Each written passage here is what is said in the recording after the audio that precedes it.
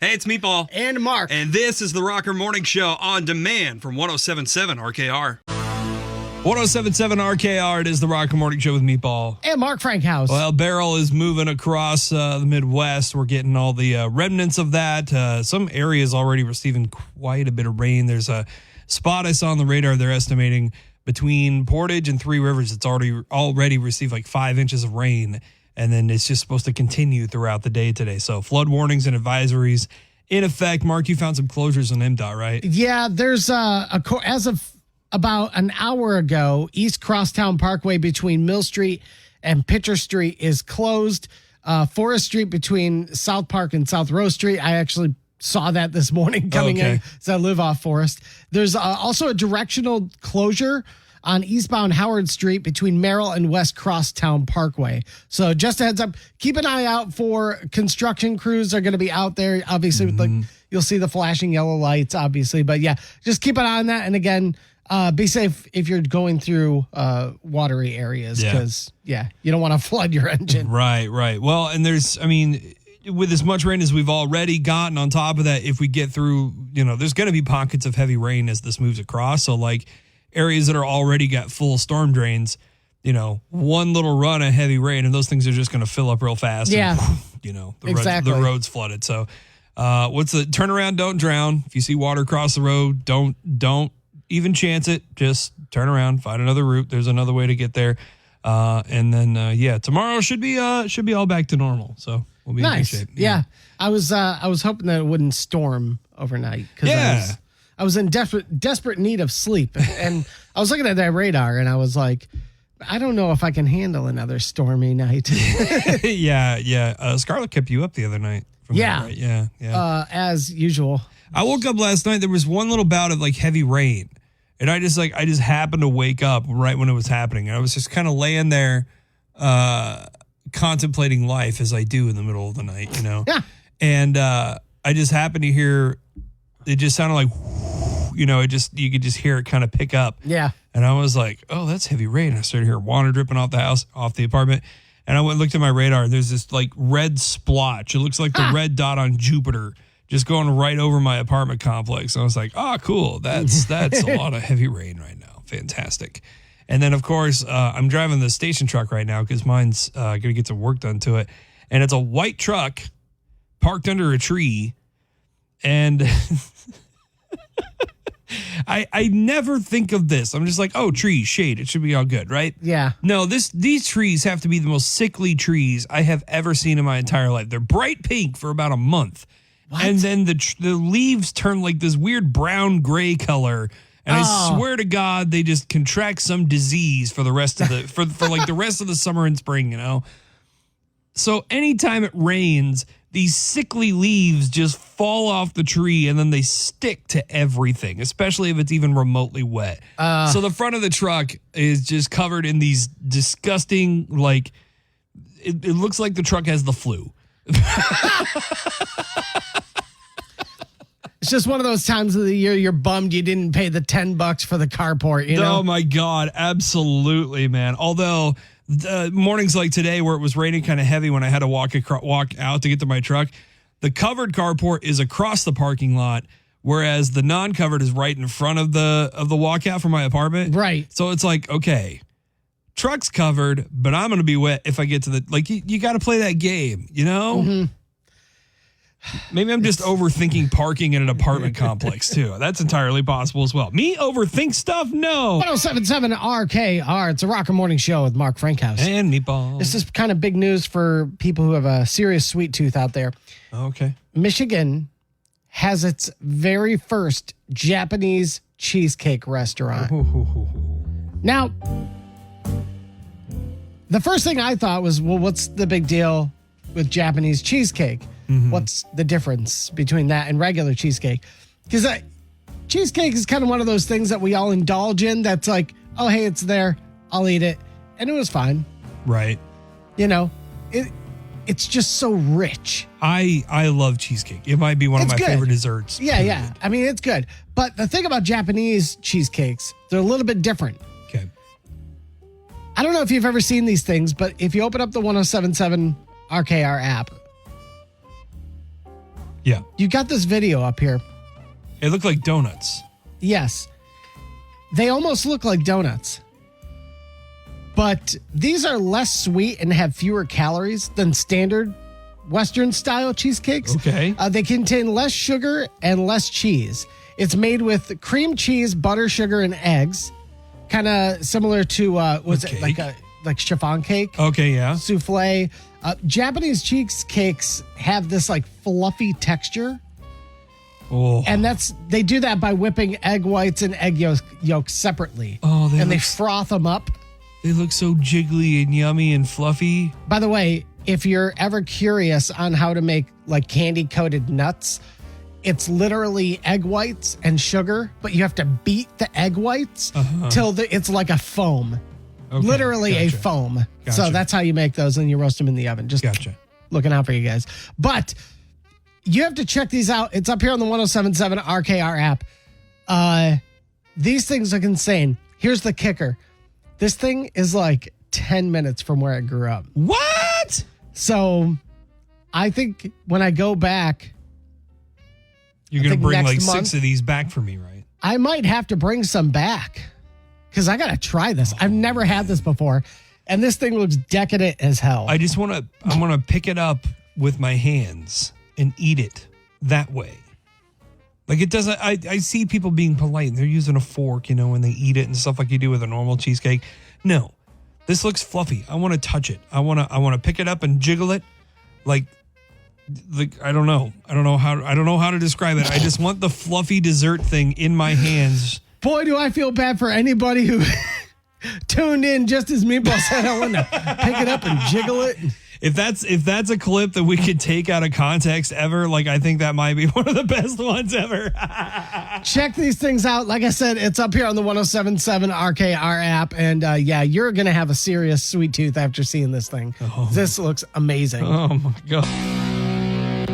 It's time to turn up your dials and tune out the traffic because we're playing the Daily 5 on the Rocker Morning Show. Testing the mental magnitude of your favorite morning monkeys on the radio. And now, your hosts for the Daily 5, Meatball and Mark Frank House. It is the Daily 5 where Mark and I ask each other questions. The other one answers. Today, Mark is asking the questions. I am answering. And I got some help on the line today from Deborah. Good morning, Deborah. How are you? Great. Awesome. Deborah, you got to help Meatball get 3 out of 5 questions correct. If you do, Meatball will get the win for the week. Woo-hoo! If not, I will get a point, and we will make this comeback. All right. Science is question number 1. Okay. How many planets are named after a female figure? 1, 3, or 4? Well, let's go through them. Mercury, no. Venus, yes. Earth, no. Mars, no. Saturn, Jupiter. You're talking just planets, right? Not moons or anything like Just that. planets. So Saturn, Jupiter, Neptune, Uranus, and I'm going to assume you're counting Pluto in there too. I think it's only one. I think it's Venus, Deborah. What do you think? Sounds good to me. Sounds good to you. The only one I'm not entirely sure of, like, I know Neptune isn't. I don't think Uranus is. Yeah, I think it's one. I think, Deborah, I'm going to go with just one and say it's Venus, right? That sounds good. All right, final answer, 1. Yes. It is just 1. All right. Sports question number 2. Who said winners never quit and quitters never win? Was that Babe Ruth, Vince Lombardi, or Don Shula? Oh, Could be any one of those guys, Deborah. I know. It definitely sounds like Vince Lombardi could say that. If you got a trophy named after you, I have to imagine you've got something like that in your pocket, So you're feeling Vince Lombardi? I mean, I know he's got some good statements out there. I mean, Yeah. what do you think? I was kind of leaning towards Lombardi as well. Gotta get an answer. So I think if you and I are in consensus, let's go with that. Yeah. yes, Vince Lombardi. Woo-hoo, yeah. All right, question number 3. This is for the win. All right. Who did the voice for the Peanuts character Sally Brown in 2 of their films? Was it Fergie, Mariah Carey, or Shania Twain? Okay, you said peanuts, and I immediately thought of Mr. Peanut, and I was like, wait a minute.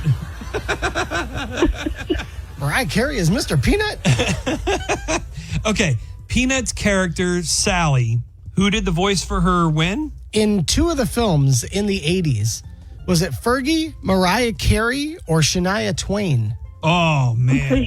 Oh, I don't think I've ever seen those then. Well, you got to think in the 80s, who would have been a kid? Yeah. I think Shania Twain might have been just a little older at that time. So I'm stuck between Mariah Carey and Fergie. For reference, they're all within the same age frame. They're all within like a year or two Well, of you each didn't other. need to tell me that, Mark. I finally give you context, and you start bitching.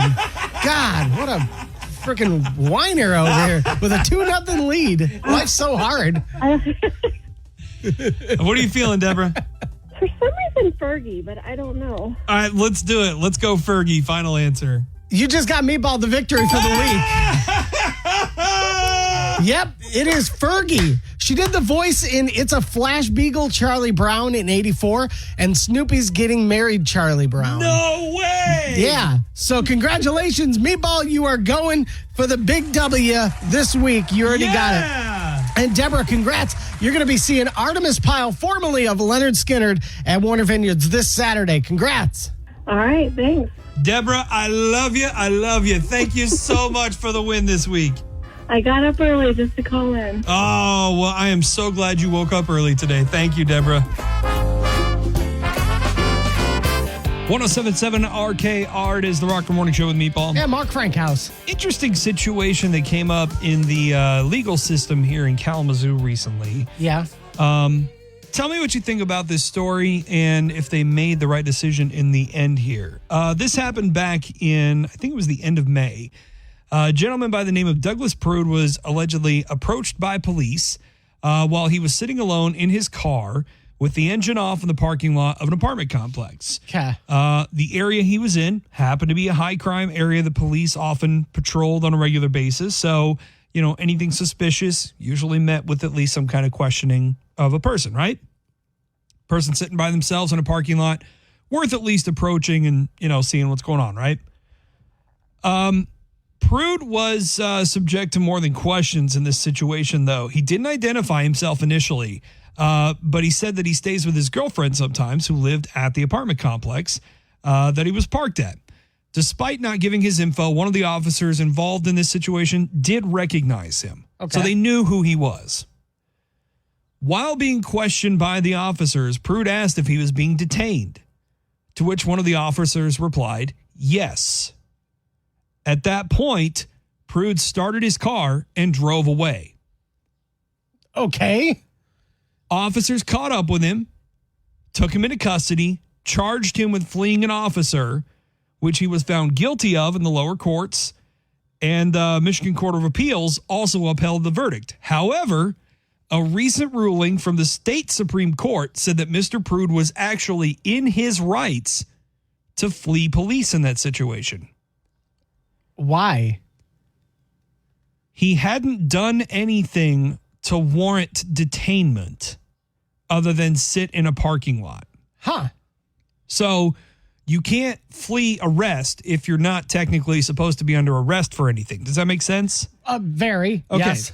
So the vote went down 5-2 with the Supreme Court justice, the state Supreme Court justice. One of them said there's nothing suspicious about a citizen sitting in a parked car in an apartment complex parking lot while visiting a resident of that complex. Moreover, a citizen's mere presence in an area of frequent criminal activity does not provide particularized suspicion that they were engaged in any criminal activity, and an officer may not detain a citizen simply because they decline a request to identify themselves. Man, that's pretty intense. So he just got up and went. Yeah, Like, he see was ya. just like, am I being detained? And he knew like that he wasn't doing anything Yeah. illegal, you know? Right. He's like, am I being detained for sitting here? And the officer was like, yes. He's like, well, no. Bye. Wow. So all the charges have been dropped. He didn't have to pay Dang. anything, no jail time, no anything like that. He's just, it's all good now. Man. I'm curious, like, in that situation, and I'm sure there were circumstances that you or I would not have to deal with in this situation.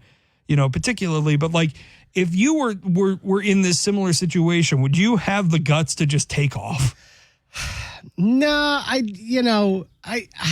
usually avoid confrontation like that. Sure. I also think there's a lot of people who see like videos on Facebook and go, okay, I can just say, am I being detained? And I can and they have like no actual knowledge of the laws that they're entitled to. Yeah. Which is really funny. I love watching that. That's super funny to me. Yeah. But yeah, I don't know. It's kind of strange, man. I wouldn't do it just because I always feel like if I haven't done anything wrong, I've got nothing to worry about. Well, and that's the thing is he hadn't done anything wrong. He was just sitting in the parking lot of an apartment complex where his girlfriend stayed. And, cops just happen to see it, find it odd, a little different, in an area that is prone to high crime. So, of course, you're a little more aware. Right. A little more alert for that kind of stuff. But, I really don't think there's any blame either way. I think it was just kind of confusion and knee-jerk reaction on both sides in this situation. And then the Supreme Court was like, nah, bro, he was just sitting in the parking lot. Like, let him take a nap. Let him do his thing, bro. Right. But I'm curious, if you're listening, what you think on this situation. Like, was the state Supreme Court right? Should he have identified himself initially? There's any number of circumstances here that could have potentially made this a lot worse. Right. Or even better, maybe. So if you have some thoughts on this, 978-1077, I'm curious, what you think on it and what you would have done in that situation too. Because I can tell you right now, if a cop pulls up to my window, hands at 10 and 2, like, yes, sir. No, sir. Absolutely, sir. No, sir. Sir, will you put the enchilada down?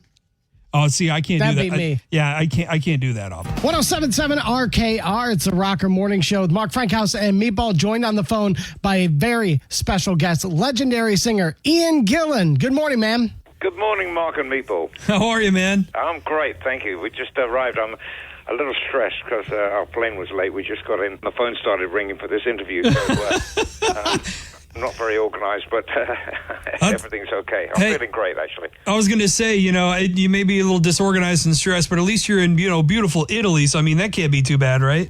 No, it's beautiful. I love Rome. It's fantastic. And we were in Montreux doing the jazz festival last night, and that's beautiful too. I love the festival season in Europe. It's quite beautiful. Man, oh my gosh, you're well experienced there. Lead singer for Deep Purple, Rock and Roll Hall of Fame inductee, and headlining a tour with Yes this year on the backs of a new record and 23rd studio album, Equals One. Welcome to the Rocker Morning Show, man. It's an honor to have you. Well, thank you. That's great. I'm looking forward to it very much. That's really cool. And 23 studio albums. That is an insane amount of music from one band. How do you come up with that much music for one band? Well, it's all quite organic, There's no pressure. There's no one says, oh, you're due to do an album or anything like that. There's nothing from the suits.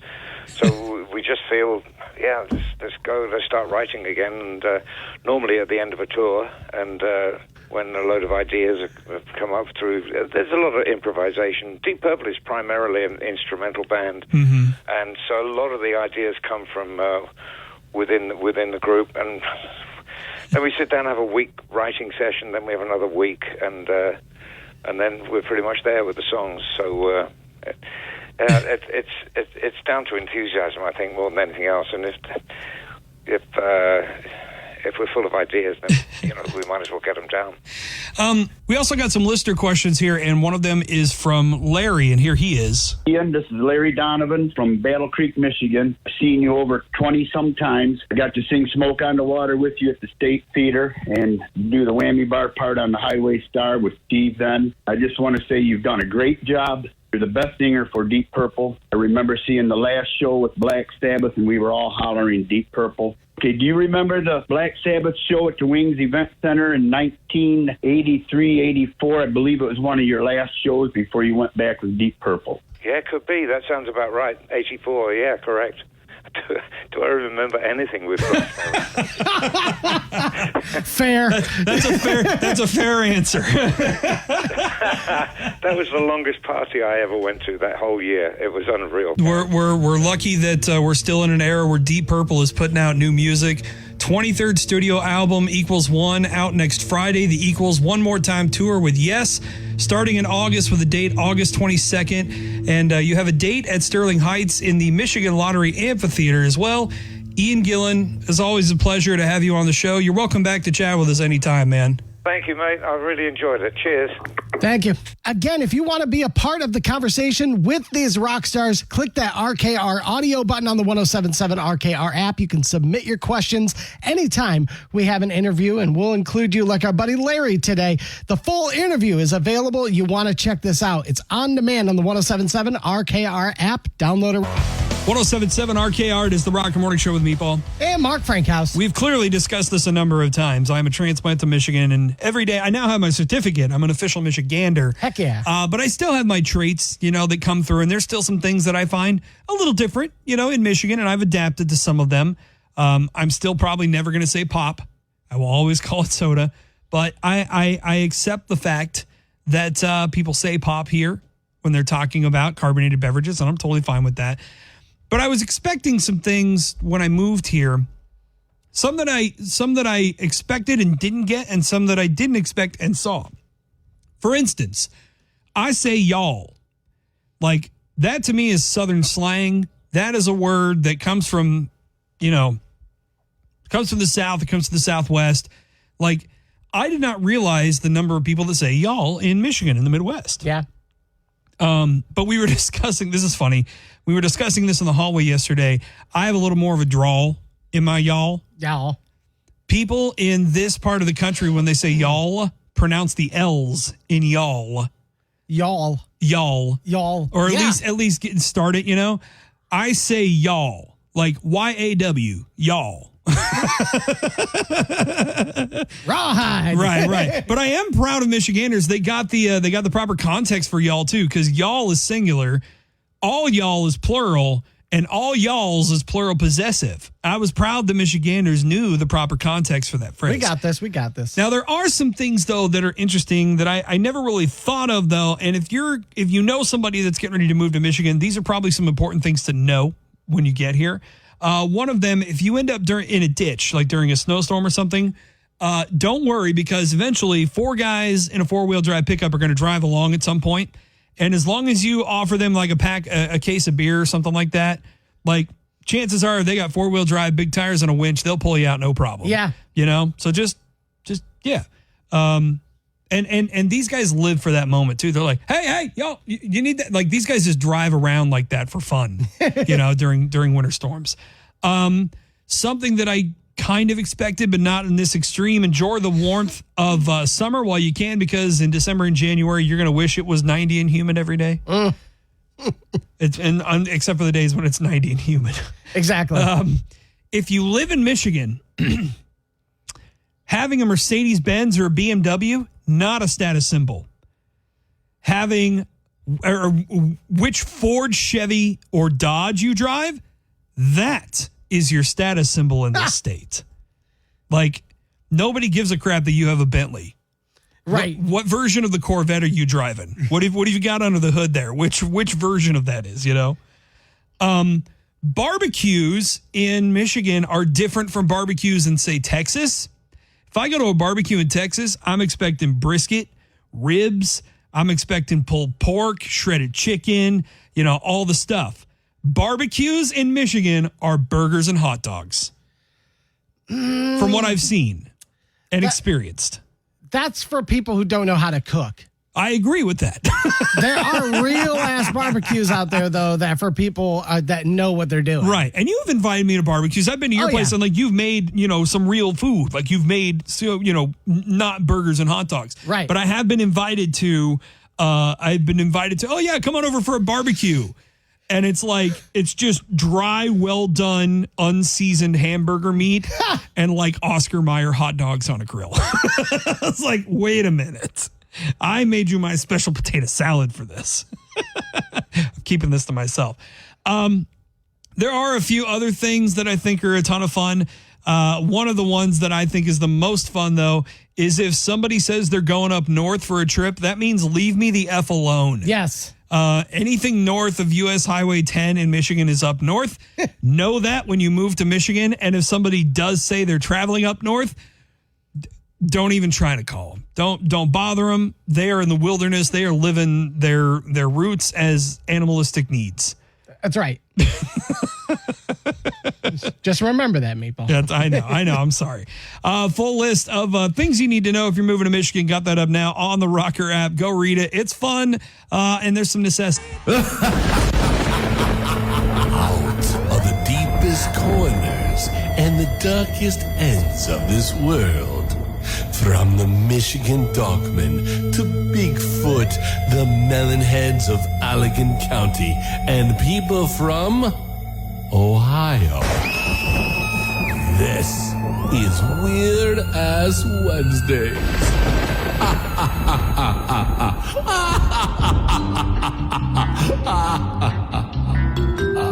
If you listen to the Rocker Morning Show, you probably heard our interview with Nick Pope from Ancient Aliens.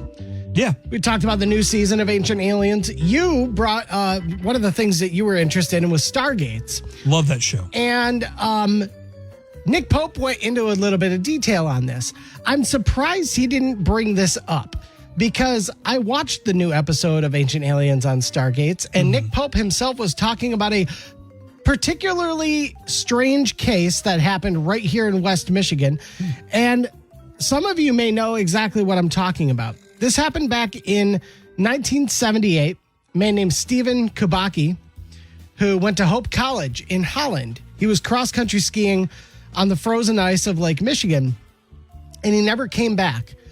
Two snowmobilers discovered his skis, poles, and backpack, and after this massive search and rescue, teams determined that at the time, when he was 23, the college senior must have fallen into one of the deep crevices in the ice and drowned. Okay. So it was rough. His family and his friends mourned his death. His college actually held a memorial service and issued a diploma in absentia. Okay. So it's basically like you issue him a diploma because he can't be there. Right. Here's the strange thing about this disappearance. His tracks led into the lake, into the frozen part of the lake where there was snow. Uh-huh. They found his stuff lying on the ground. And then at just one point, the tracks end. Like he just disappeared. Not like into a crack or a crevice or a hole or anything like that. Just stopped. Yeah. The truth was his tracks just stopped. We Whoa. don't know exactly what happened because he's currently writing a book and there's things that he's kept secret until it's actually published. Wait, who's writing this book? Stephen Kubacki. Oh, yeah. By the way, 15 months later, a motorist in Massachusetts picked up a hitchhiker who asked to be taken to the nearest payphone. It was Stephen. What? He told his family and friends that he had woken up in a nearby field and he experienced nothing at the time.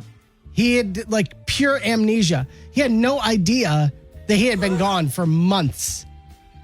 Let me back that up. Let me back that up again, just so that everybody out there has the story clear. He just straight up disappeared. His footprints disappeared on Lake Michigan. Yeah. Right? 15 months later, boom, in Massachusetts. The tracks were in the snow and then they just stopped. And then 15 months later, he's in Massachusetts.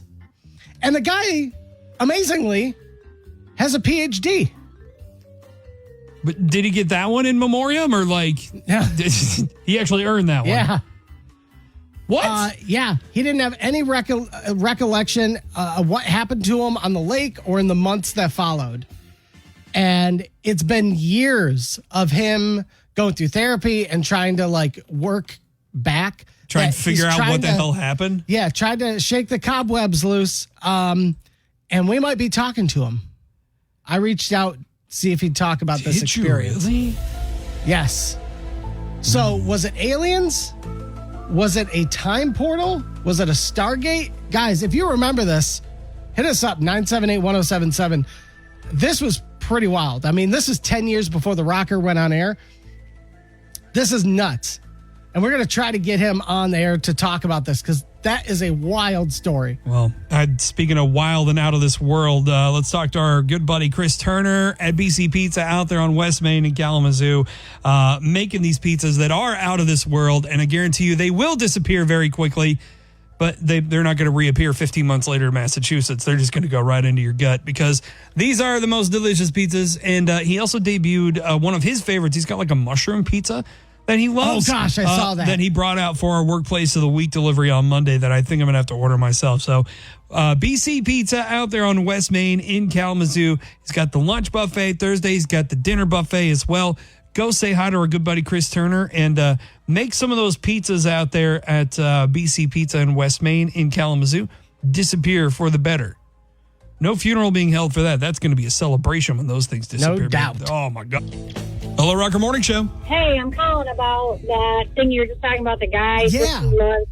Yeah. You know, I just got done watching a series on Netflix called Manifest, which it sounds almost identical. I don't know who stole whose story, but I'm not buying any of it. Manifest is the one where, like, the plane disappears, right? Yes, for 5 years. Yeah. That's right. And they all came back, had no idea where they were, didn't know what happened to them. It was just a matter of moments, but for everybody else, it was 5.5 years. Sucked me right into 4 seasons. I pulled it all off in a week and a half, but... I think the weirdest part about it is that the tracks just stopped in the snow. Like, that's the weirdest. That's the weirdest part to me about the whole story. That's why, if he got abducted by aliens, why didn't they want his skis? Like, I mean, I figured that would be the most interesting part. We're like, we don't want your skis or your backpack, just you. They have no use for the skis. If aliens were abducting me and there were skis around, I know some of the things that they allegedly do. I'm glad they left the skis. You know what I'm saying? It's just...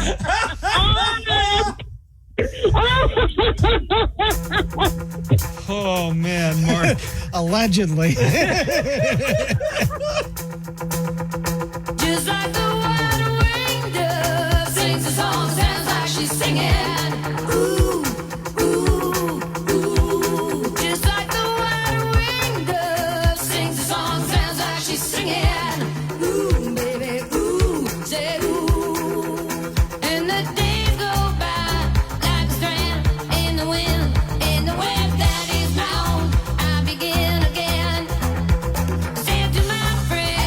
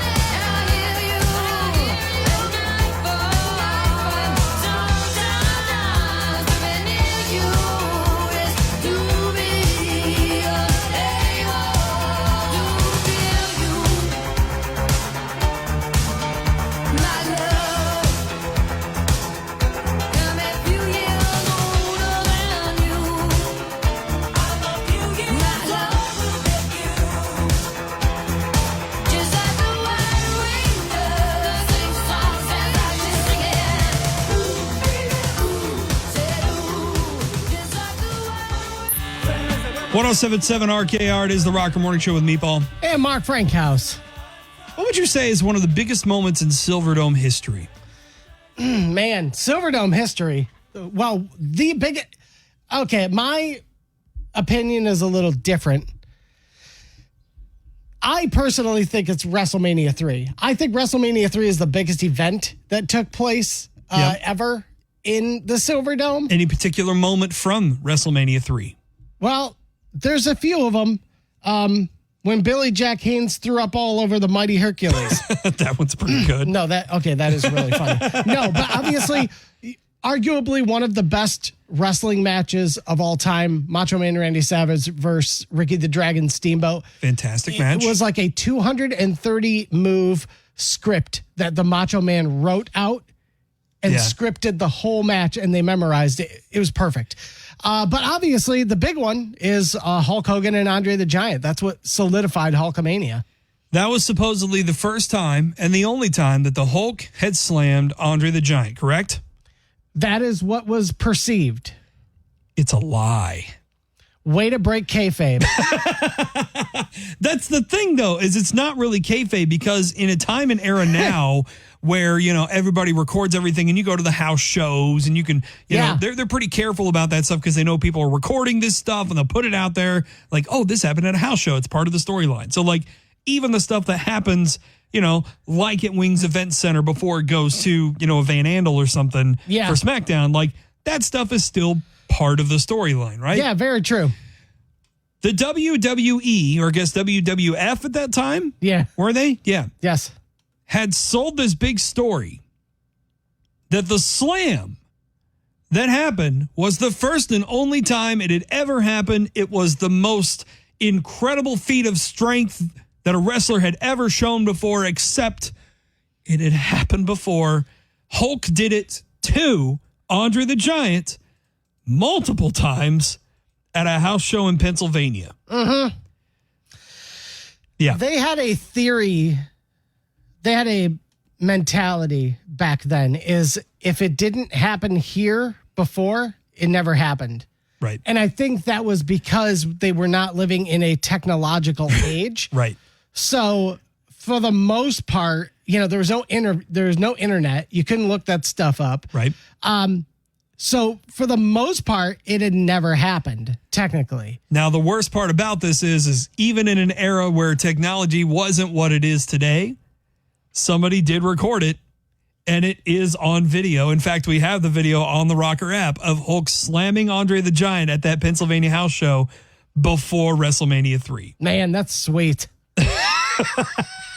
And Andre was in much better shape back then in that video too. It was an incredible video, and like if you watch it, it's awesome. Because you know, our own Jake Black wrote this. He goes, you know, it was a 4-minute match, both wrestlers slamming one another across the mat. Hulk Hogan and the Giant seemingly out of nowhere with much more grace than either one of them did 7 years later, WrestleMania. So this actually would have been before before it was WWE. Right. Specifically, this was still when it was kind of like the territories were starting to gather. Vince was starting to buy up all the territories and create WWF. Yep.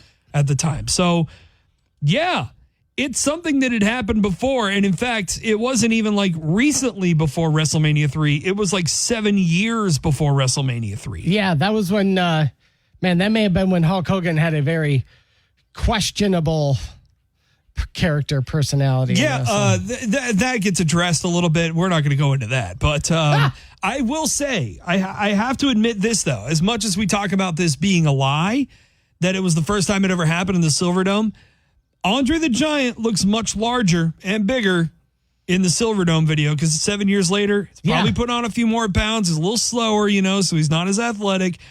I would argue that the slam at the Silverdome, more impressive that Hulk could pull it off. Yeah, easily. Especially considering Andre is so hurt back then. Oh, yeah. It's it's the most iconic moment in wrestling. Yeah. Even though it's a lie. I know. Normally, I'm not one to break kayfabe, but, you know, for this, I have to, Mark.